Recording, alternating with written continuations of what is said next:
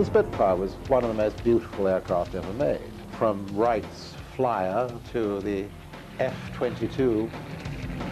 It began with a young genius's vision of a remarkable fighter and made history at the hands of a valiant few. The Germans hated them.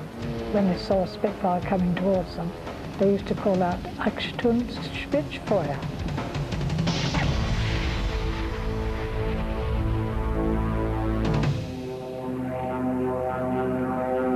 Germans are dive bombing a convoy out into sea. There are 1, 2, 3, 4, 5, 6, 7 German dive bombers, Junkers 87s. There's one going down on his target now. Bomb. No, missed the ship. He hasn't hit a single ship. There are about 10 ships in the convoy. July 17, 1940. BBC radio reporter Charles Gardner gives ringside commentary to an early air attack in the Battle of Britain from his perch atop the cliffs of Dover. And here they come an absolute steep dive. You can see their bombs actually leave the fatigue. I'm looking around now. I can hear machine gun fire, but I can't see our Spitfires. There must be somewhere there.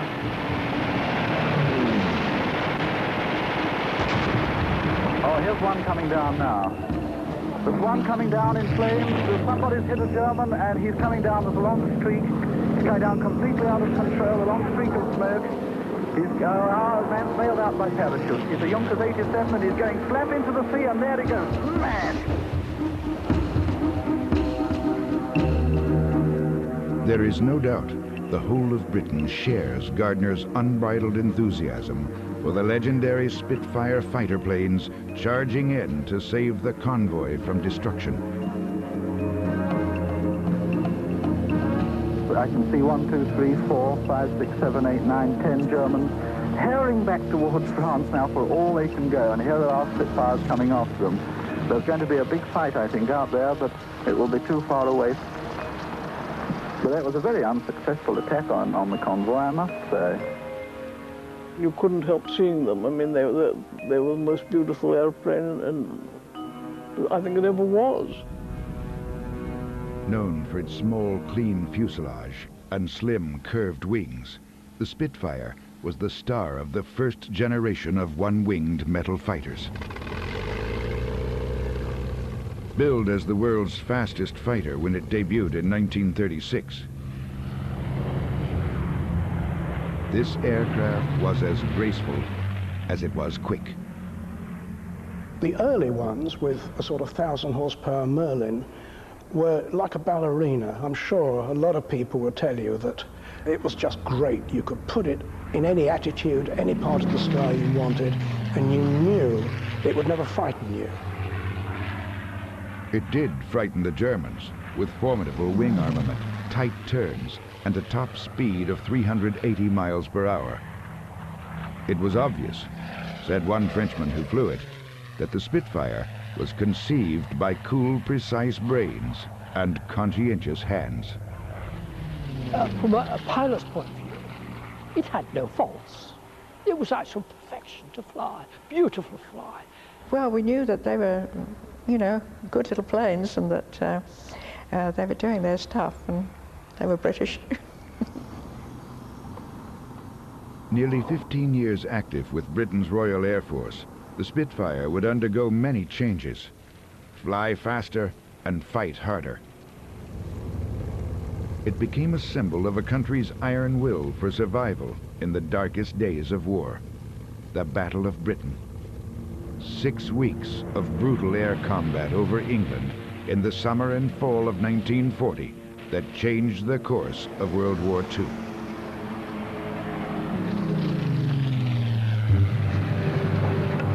Just prior to that fateful battle, spring 1940, the armies of German dictator Adolf Hitler blast through Europe and trounce the last stronghold of Allied troops in France.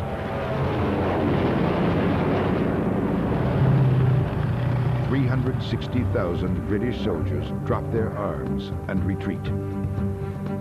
Rescuers at the French port of Dunkirk spend 9 days dragging exhausted, oil-smeared forces from Channel waters and shipping them to safety.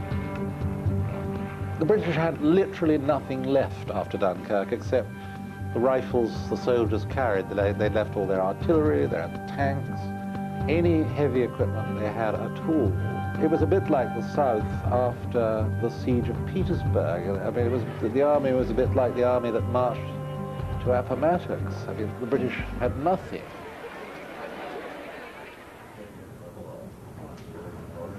A few key aides urge Hitler to forge ahead with his lightning war. Victory in Poland, Norway, Denmark, the Netherlands and France had come so quickly. Bring Britain to her knees while she still reels from Dunkirk's disaster. But Hitler has another plan for Britain. He holds out for peace, confident Britain will realize she is beaten. He even plans a victory parade in Paris. Dass Hitler in Wirklichkeit gar keine Invasion von England gewollt hat. Hitler didn't want to invade England. In truth, he was an Anglophile, even though he often made insulting comments about Winston Churchill. He didn't want to ruin things with England, since he regarded it as a nation that was related to us, our British cousins.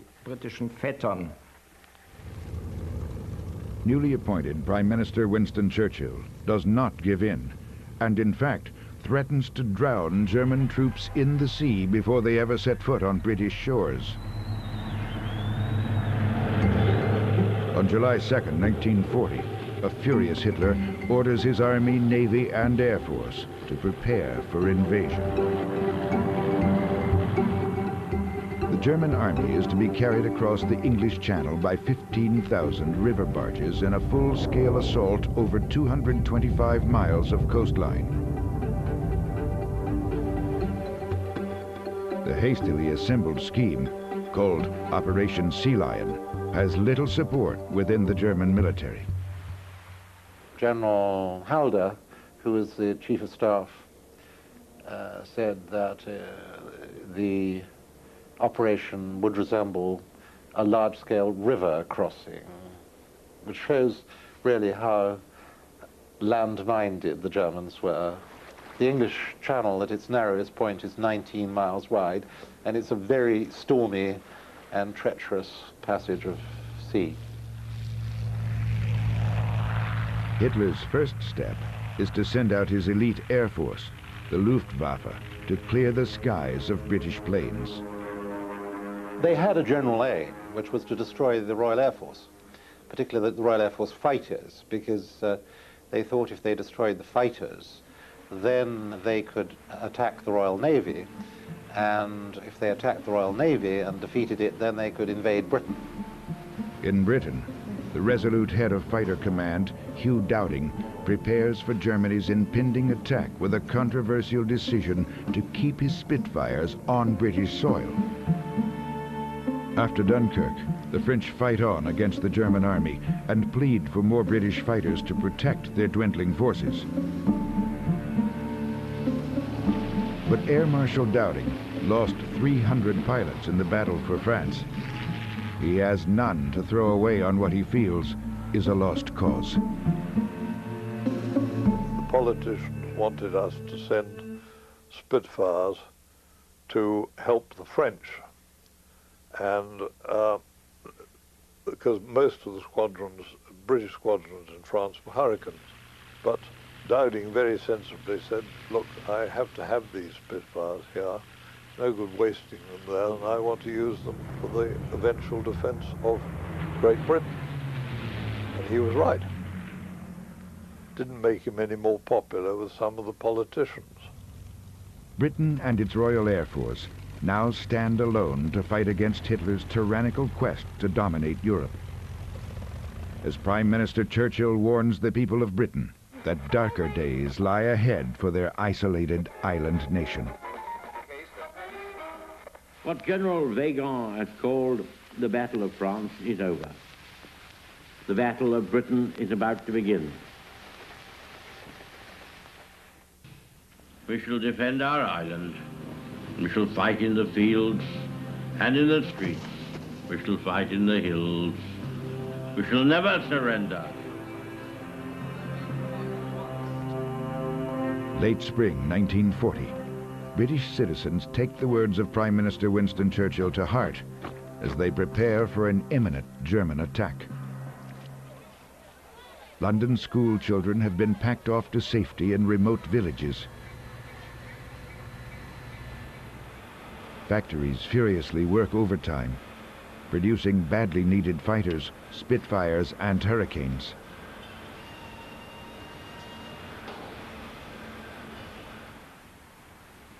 A ragtag corps of volunteers known as the Home Guard makes use of any available weapon, including pitchforks and golf clubs, as they patrol Britain's roads and coastline.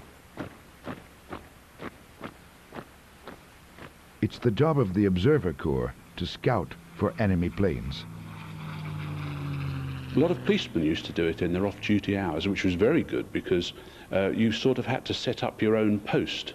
So if you wanted, right in the middle of nowhere, and you wanted to set up an Observer Corps post, you would be issued with the basic kit, like a telephone and a machine for looking and spotting aircraft and a pair of binoculars. The defense of the nation lies largely in the hands of the fighter pilots of Britain's Royal Air Force. They are a surprisingly international cast of 1,200 young airmen, British, American, Canadian. Some of the fiercest of these air warriors are from Eastern Europe, Poles, Czechs, others determined to turn the tide on the madman who has already ravaged their homeland. Our squadron has brought down 33 German planes in a month.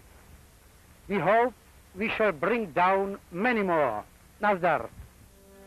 Many of the British airmen are well-to-do auxiliary pilots with longish hair and a cool distaste for military formality. The fighter glamour boys. The British pilots treated the whole thing a bit like sport. They thought it was a bit like a game of rugby. And when I met John, I thought another damn fighter pilot, nothing in his head. That's what I felt about them to start with, that they thought, you know, that they were the cat's whiskers. The cat's whiskers, yes. And then I discovered there was a lot in his head, and we got on fine. However confident these young pilots may be, they are under-equipped and badly outnumbered by their highly trained rivals. The Germans, with 2,000 planes, have twice the air power. In early summer, the British hear the ominous din of German aircraft flying toward them across the English Channel. Britain's battle plan? Against the wishes of most RAF officials, Air Marshal Hugh Dowding sends up small numbers of Spitfires and Hurricanes, 12 to 16 at a time, to attack German airplanes. He is determined to preserve precious manpower for what could be a drawn-out battle. This defies conventional wisdom, which is to send out every available plane against every incoming attack. His strategy for the Battle of Britain, I think, was a very orthodox one, which was to keep a large number of fighters at a high degree of readiness and to direct them against the German bomber formations in a very carefully controlled way through the radar early warning system. Radar, Britain's secret weapon. Dowding has the ability to analyze ultra-high frequency waves reflected from the surface of German planes. The Germans know it exists, but not its true capacity. Dozens of fighter stations are manned by the Women's Auxiliary Air Force. Plotters like Vera Shaw and Philippa Robertson take in data from Observer Corps and cathode ray tube operators. They then plot incoming German planes on large operations boards. Numbers of planes, height, and direction. They were all on the little boards, yes. They were all on the plots that we received, either from a teleprinter or from the, what do you call it, the earphone things? Through the earphones, from the Observer Corps. It was all done on a map-type method. They were in different trigonometric points, and they reported back information about the particular square that they operated in. They were very good at aircraft recognition, and they simply passed the information of how many aircraft, what height they were flying at, what type of aircraft they were, and in what direction they were traveling. Pilots and planes are dear. Radar frees them from aerial patrol duty. July is a month of limited but bitter air battles. German planes attack ships in the English Channel, smash the ports, and batter the RAF in dogfights.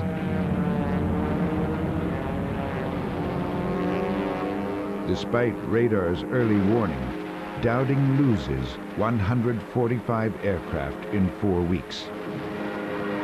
In August, the expanding battle finally moves inland. The arrows were showing the actual plane's movement, and the blocks were giving you the name of that particular raid. And it's, as Philippa said, its height and its direction, and it's then the number of planes in that particular raid when they knew. The information on the incoming raid is sent out to fighter bases where pilots have been on alert since dawn. Normally, we were sitting around in chairs or lying on beds at what you call dispersal. And the phone would ring, and as it rang, you all sat up in tents. And then, of course, the classic sign would happen. The bell would ring on the telephone, and then somebody would ring an enormous handbell, and the pilots would jump up out of their deck chairs as they were sitting around outside the crew rooms and sprint to their aeroplanes. Scramble would take place. And off you go, jump into your aeroplanes and take off in formation. But once you were airborne, you're more relaxed then. You knew what it was all about. You knew you were going somewhere and going to do something.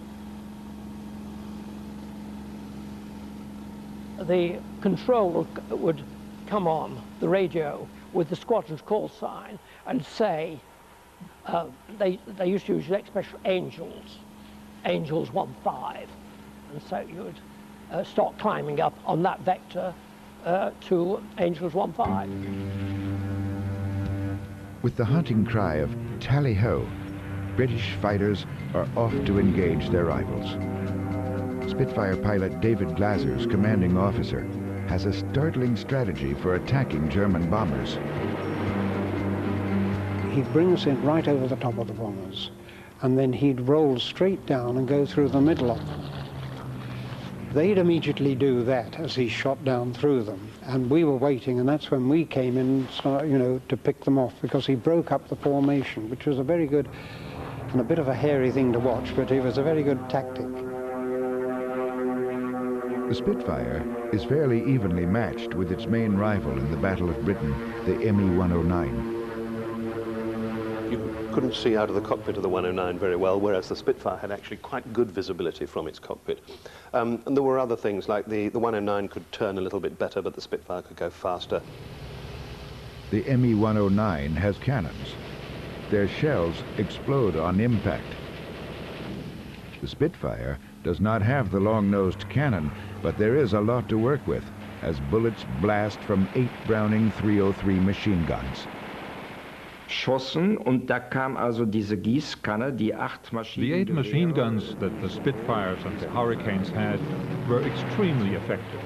There were so many bullets that when they fired their guns, it looked like a watering can pouring water out of their machine. They were sure to hit something. I suppose it would have been nice if at that stage we had 20mm cannon. On the other hand, you see great bits of aircraft flying off and that kind of thing. In fact, you had to dodge them on occasion. German raids are now on with a vengeance. August 13, 1940 is Eagle Day, the official start date for inland raids. On August 15th, the Luftwaffe flies nearly 1,800 sorties. Total chaos. not as quiet as it's usually depicted when you see it in films, because there were people, plotters, calling for new raids. There were these runners behind here running around to get the new raids, bringing them back. And then people were calling out to a board at the back there that there was a board up there that said if it was an unidentified raid. The target, RAF airfields. Hangars set afire and runways pounded with bombs. The entire sky above 200 miles of British coastline is black with planes. On this day, the Royal Air Force claims it's downed 90 German aircraft. Not a bad figure, but the effort brings Dowding's fighter command to the brink of exhaustion. Far too many of Britain's pilots have been killed or wounded early in this battle. On August 15th alone, more than 100 RAF airmen are lost. That's nearly a fifth of Dowding's entire force. Surviving RAF pilots, including 21-year-old Cyril Bamberger, have lost friends in devastating combat and fear for their own lives in this battle against the Goliath that is the Luftwaffe. Of course, we acted out as if it was a wonderful thing, but it was only a performance by the majority of pilots. No, I was very frightened. Very, very scared.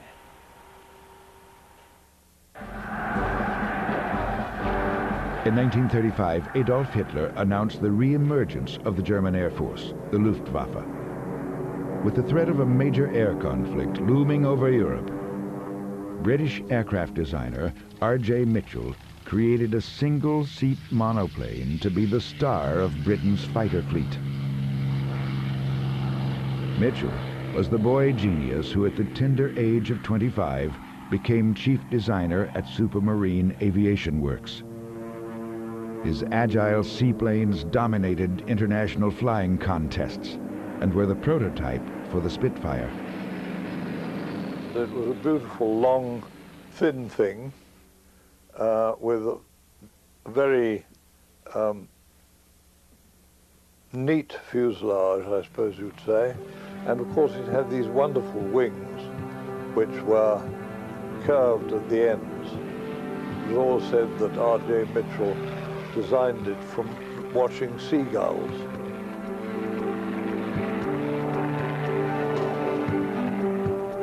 Mitchell preserved exceptionally clean cowling lines by locating the radiator under the starboard wing.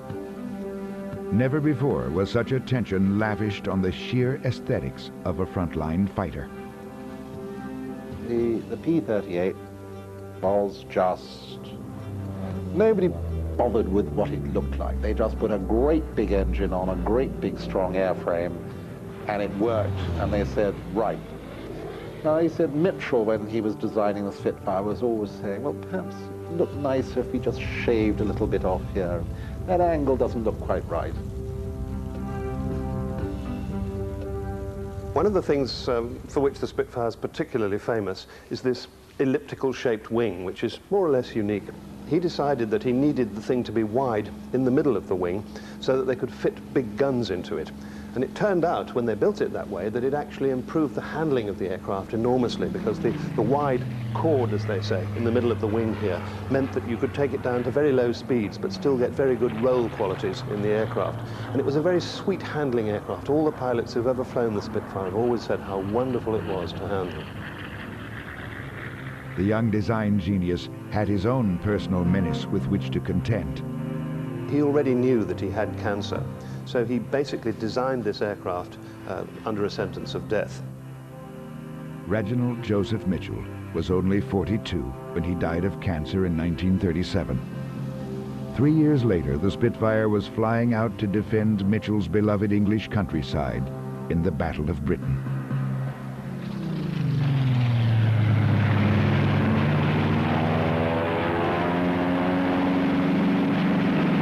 The daily tallies of Luftwaffe attacks in the first weeks of the Battle of Britain prove that Germany has the upper hand. but only just. German Reich Marshal Hermann Goering predicted resounding defeat over Britain's Royal Air Force in just 4 weeks. But 4 weeks into battle, it is clear the RAF is still in the fight. The Luftwaffe had been told by Goering and everybody else that we would be pretty well annihilated within the first couple of weeks. They realized something was going on when they kept coming over here and finding Spitfires and Hurricanes waiting for them each time they arrived. Germans suspect those spindly steel towers along the coast are the reason British fighters are always airborne and ready for them. Some of the first inland raids Goering launches with his Stuka dive bombers are on key radar towers on the Kent and Sussex coast. It's a task one historian compares to dropping peas on pinheads. Griffe mit Stukas, It is impossible to destroy such a tall, narrow target with bombs. You might get a few hits, but the damage is easy to repair. So the bombing didn't achieve much. Wie ein Mast. The combination of the target, the actual towers being very difficult to hit, and the aircraft being ineffective against modern Spitfires made the raids on the radar towers not very cost effective as far as they were concerned. Stukas are so slow and ineffective, Goering yanks them out of service on August 18th and puts an end to strikes on radar stations. Bombing raids on airfields continue, but also failed to bring about the scorching damage for which the Germans had hoped. Well, they were very primitive airfields on the whole. I mean, a lot of the fighters flew off grass. If you bombed one, literally field, a grass-covered field, you could more or less go and land in another one. Also, of course, the Air Force was defending itself at the same time, and so it was very costly for the Germans to come and attack the airfields. Other tactical difficulties? Orders from High Command rob Me-109 pilots of their power to take the offensive. They are directed to fly with the bombers they escort, not break away to chase enemy fighters.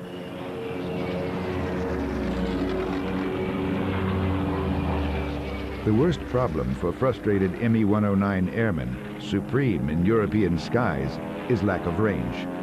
They only have enough fuel to fly for 90 minutes, total. Barely time to make a raid on Britain. Many German pilots ditch in the English Channel, even after successful missions. A jumble of events conspires against the Germans, allowing Britain's fighter force to hold on, even through repeated devastating attacks. The legacy of the Spitfire is born as this modern, expensive, all-metal fighter grabs an inordinate amount of attention for fending off the Luftwaffe in the Battle of Britain. This, despite being outnumbered and in many ways outperformed by its truly able sidekick, the Hurricane. The Hurricane, although every bit as effective as the Spitfire, was very much a traditional aeroplane. And if you like, it was the workhorse. And it was built on traditional methods, covered in fabric, and looked very much like aeroplanes of a slightly earlier era. The Spitfire has certainly had a very good press, and some people would say that it's had rather too good a press, because in the Battle of Britain, there were far more Hurricanes than Spitfires, and they achieved something like 5/7 of the total kills in the Battle of Britain. Even German commanders are impressed with the Spitfire. In late August, Reich Marshal Goering berates the Luftwaffe for failing to achieve air supremacy. He then turns to dapper German Air Commander Adolf Galland and asks what he needs to win this battle. Galland's impertinent answer, "I need a squadron of Spitfires."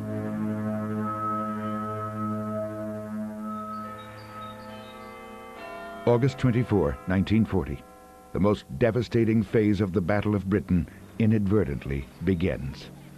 Zuerst hat ein deutscher Verband A German formation mistakenly dropped bombs on London's residential areas. They did not intend to fly to London. Their target was really an industrial city north of London. The crew completely lost their orientation and wandered off their course. Those were the first bombs, German bombs, that dropped onto an English residential area. And it was an accident. The very next evening, Winston Churchill orders British bombers to attack Berlin. A battle of retaliatory bombings on city centers is underway. The Blitz. This is no longer a war between soldiers. It is a war on citizens. Goering sees this unexpected change of focus away from airfields as his chance to deal Britain's fighters a final deadly blow. London is certainly a target. The last of the RAF fighters will fly to defend. September 7th, 1940. The first of a series of Hitler's mass raids on London. 625 German bombers, escorted by as many fighters, deliver the heaviest air attack waged on a British city to this point.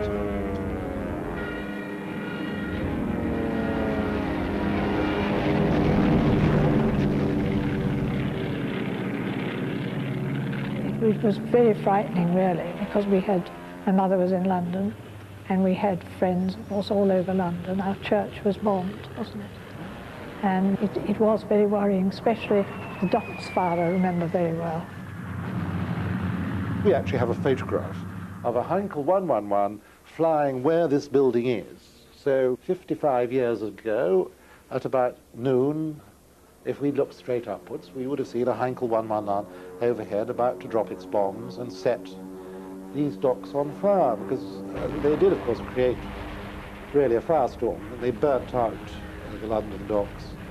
But there was about 5 or 6 miles of continuously burning dockland, one of the biggest fires that has ever taken place in Europe.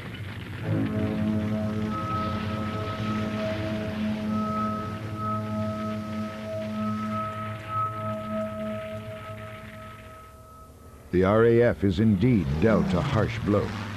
The change in target confuses plotters. British fighters are too low to attack the incoming raid. On this day, 42 aircraft and 14 pilots are lost. The RAF is so desperate for pilots, officials have slashed training time from 6 months to 2 weeks. When I got to the squadron it was sometime about mid-August, there were, I should say, certainly 50% of those pilots had been lost. Hitler's private hope is that citizens will turn on Winston Churchill, blame him for bringing such destruction upon the nation. But for the proud British, the pragmatic phrase is business as usual. By night, they sleep in subways, protected from the bombings. By day, yet confident of victory, they clean up the rubble and systematically piece their shattered lives back together. We always felt, nobody had invaded England yet, and it wasn't going to happen now. I don't think anybody thought that. Did they? No, I don't think they did. I was certain as a little boy, growing up in the war, of course the British were going to win. It was absolutely ridiculous to think that... I actually used to feel rather sorry for Hitler, and I used to say, why doesn't he understand? He's obviously going to lose the war. Why doesn't he just give up? We were a proud imperial people. We weren't going to give in. We looked down on the Germans. We'd beaten them in the First World War. A few days of bombing, and 2,000 Londoners are dead, 14,000 wounded, 50,000 homeless. But with the Luftwaffe focus on London, not the airfields, Fighter Command has a scarce opportunity to repair its planes.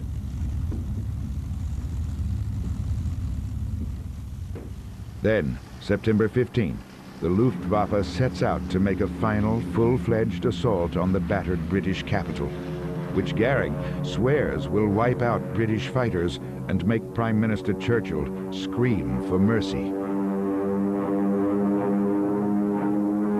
It was very quiet at first because it didn't crop up until about 9 o'clock. And I think I was writing letters. And suddenly from command I heard, "Be prepared, big raid coming up." I dropped my book, and I don't think I picked it up for about 2 hours because of my feet. And it was such a big raid that the sergeant in charge of the watch told me to query it. He didn't believe it. And of course you weren't meant to query things because they didn't like the disturbance at command. But in the end he was so insistent that I had to query it. And I asked them, I said, "Is it really 250 buses?" They said, "Yes, but don't disturb us." And so he then believed it. With operators plotting the German formations for over 30 minutes, the Spitfires and Hurricanes have time to fly high, giving them the advantage of swooping down on German planes. So then it started from this area, of course, the usual southeast. And it went on like that all day, waves and waves and waves of them coming over. 3 waves of bombers and fighters are on their way to finish off London. German crews are shocked to see Spitfires knife through formations with guns hammering. Their extremely poor intelligence had told them the RAF barely exists. Dowding's strategy of holding back fighters is about to pay off. Yes, the RAF is terribly stretched, but not as badly as the Germans think.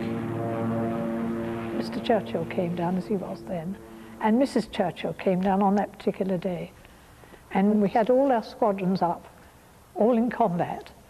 And we had borrowed from 10 groups, 11 group here, we'd borrowed from 10 group and, what was the other one? Was it 12? 12 and 10. And so he'd borrowed those and they were all up as well. And Mr. Churchill turned to the controller that was sitting in the middle there and he said, "Have we any more?" And the controller said, "No. We've got them all in combat."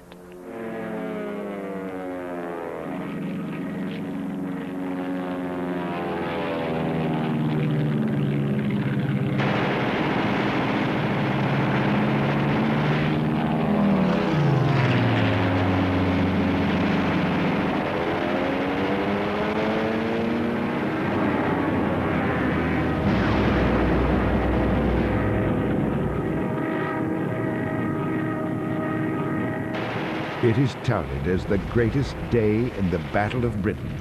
The claims? 183 German planes knocked out of the sky by British Spitfires and Hurricanes.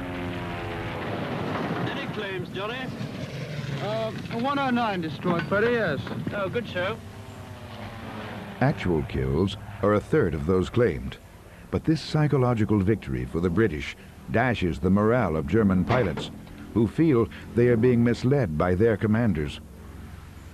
And I think the British even created an artificial turning point by saying that September the 15th was the sort of great day of the Battle of Britain. It was the day when they'd shot down 180 German aircraft, which they hadn't, but it didn't matter because they believed they had. And they thought that they'd turned a corner, and that therefore thereafter they were going to win the battle.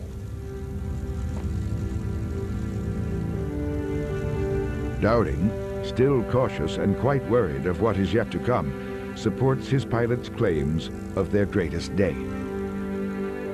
We did hear of where he was asked whether our claims were exaggerated for the enemy aircraft shot down.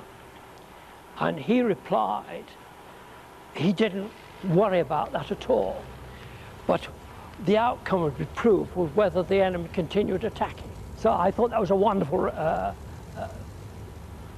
support for his pilots in the circumstances.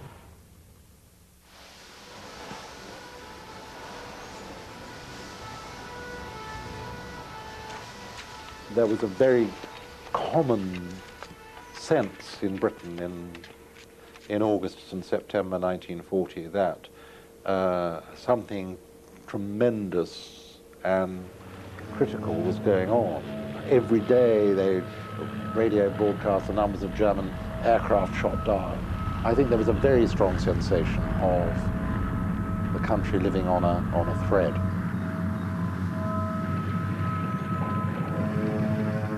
Remember that when you're taking part in a thing like that, you haven't got the benefit of hindsight.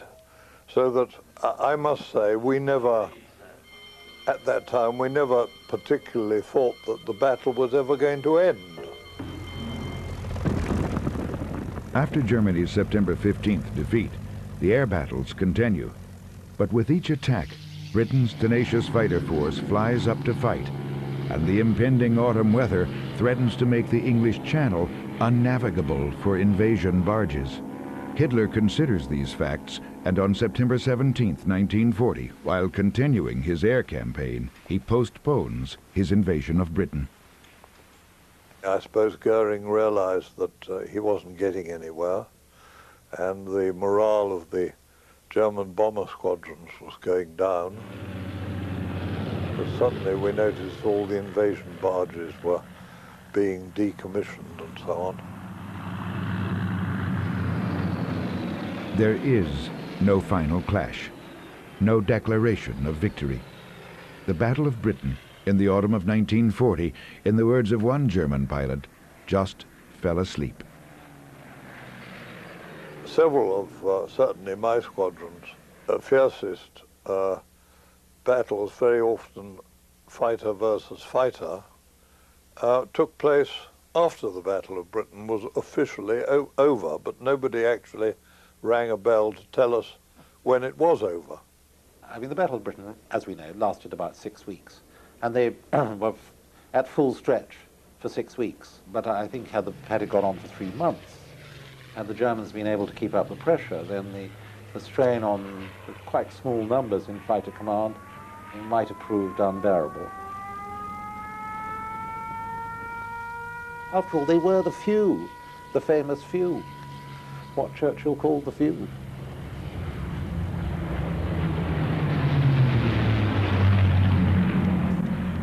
Hitler is now plotting to invade Russia. He will deal with Britain later. The trouble is, later never comes. In a way, the Battle of Britain didn't just save Britain from invasion. It also created the conditions where Churchill could open up a second front in the Mediterranean, humiliate the Italians, cause Hitler to go to the Italians' rescue for prestige purposes, get involved in a war in North Africa, and find that the sort of nice, simple plan he had spawned complications which eventually were very, very damaging. The Spitfire was there every step of the way. It was manufactured until 1948 and wasn't taken out of RAF frontline service until 1951. In all, 20,000 Spits were built. Over the years, they gained 2,000 pounds in weight and increased speed by nearly 100 miles per hour. The Spitfire was eventually outfitted with cannons as well as machine guns. Prime Minister Winston Churchill himself was impressed on a visit to Biggin Hill Fighter Station, where John Bisbee served as armament officer. And he said, "Young man, show me your cannon guns." So I took him to where there was an aircraft pointing at the butts and helped him into the cockpit. And he looked up at me and said rather sheepishly, "Do you think I could have a go?" So I said, "I thought so, sir." And I turned the button on the control column of the aircraft round to fire, and he pressed the button, and immediately, of course, all hell was let loose with these cannons going off and the machine guns. And I realized that the cannon shells were going right through this, these butts and coming out the other side. So I hastily told him that I thought that would do, sir. Anyhow, he had his go with cannons, and he obviously enjoyed it. And then I took him back to his party.